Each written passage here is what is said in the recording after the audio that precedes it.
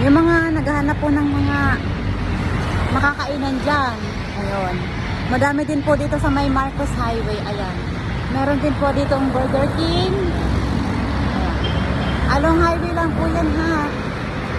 Nasa highway lang po. Tapos madami din po dito. Ayun, sa kabila po, meron din doon, Chowking, McDonald's, Dunkin', Shakey's. Ayun. Sa kabila.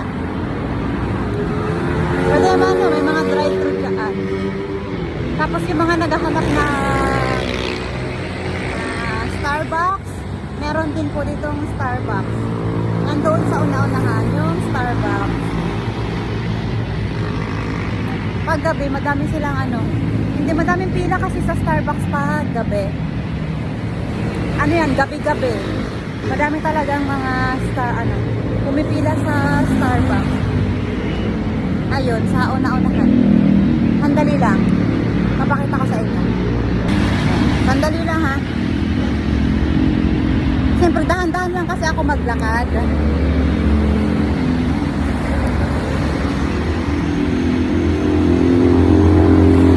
Ito na, malapit na tayo sa Starbucks. Meron na siyang pila. Pero hindi naman ako bibili ng kape. Kasi Lunes bukas. Pag uminom ako ng kape, ay hindi ako makakatulog. Ayan, may puno pa dito. Wala, sinishare ko lang. So yun na, malapit na. As in, malapit na talaga ako guys. Tapos meron din dito massage. Ayan. 24 hours po yan. Tapos ang bayad po yan ay 499 yata. Ayan. Ito na yung Starbucks guys. Along din to, along Marcos Highway din siya guys. So ngayon, madami pong tao sa Starbucks ngayon. Ayan. Ito yung Starbucks. O diba ang daming tao? Every night yan guys, madaming tao dito sa Starbucks.